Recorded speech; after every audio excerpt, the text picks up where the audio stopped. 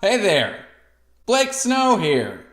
It's the Log Off Show, where I talk about various things and hope you listen. Recently, I came across a video on this recent controversy about large social media sites losing or illegally collecting information, private information about the many people that use social media. Specifically, I'm talking about Facebook, which, as the last number showed, 2 billion people use often, if not, regularly. Anyway, this man was saying basically that he felt it was quote unquote rude not to be on social media or a large one like Facebook. He said that it actually is inconvenient to the people that you know or the relationships you know, and that you should be more respectful to them by participating, so it makes it easier to contact you and invite you to things.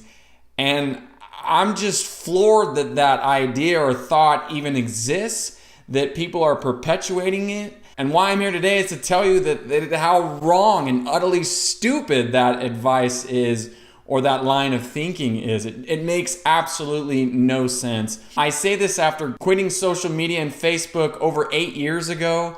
I'm happy to report that in the many years since, I still have friends. I get invited to parties. And in fact, many people won't believe this, but I've been able to increase the number of relationships and social encounters I have.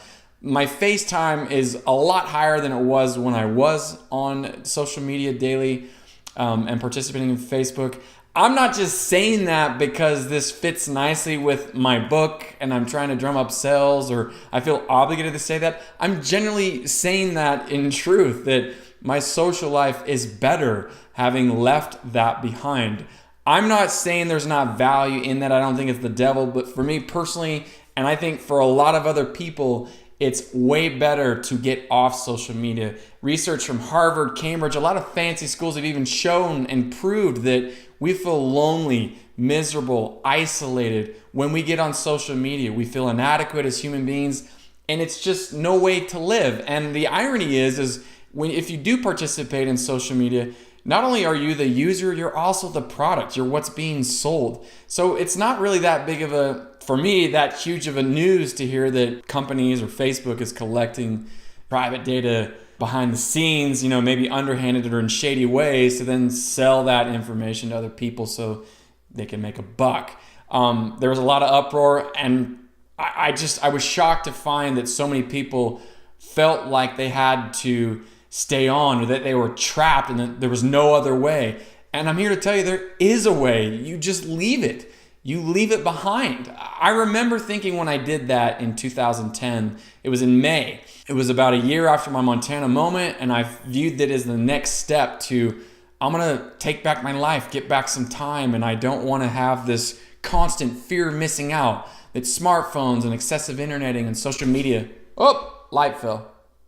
That smartphones and social media and excessive interneting all do. They all create this artificial fear of missing out. And if you don't disconnect, if you don't log off, it'll always be there. So anyway, when I quit, I remember even feeling, having only been on there for 3 very pervasive years on social media and Facebook, that wow, what am I gonna lose friends, and what's gonna happen? Like, I felt like I was committing social suicide.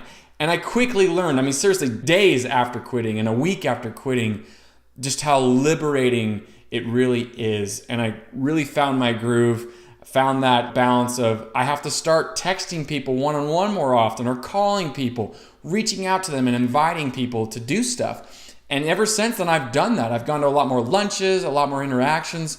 And one thing I did find is it could be scary to say, hey, what if people don't invite me to parties? And I'm sure I've missed out on several parties, but you know what? The people that really want me there, or want my wife or family or friends there, they go out of their way to invite you via text or phone or other means. It just happens. Sure, you're going to lose some invites, but you know what? The really important ones are still going to happen. I testify of that. I promise you that. So if there's anyone out there feeling trapped that they have to stay on or they're obligated, it's not true. Don't listen to guys like I mentioned at the start of this video. You are not trapped. You have a choice. Just because it's 2 billion people, which is a lot of people participating on the network effect online, That's a third of the population, and it's not that big of a deal. And life goes on, and it can actually be better offline when you log off responsibly, when you find offline balance. That's all I got today. I'm gonna try to mic drop that one. We'll catch you next Friday right here on the Log Off Show.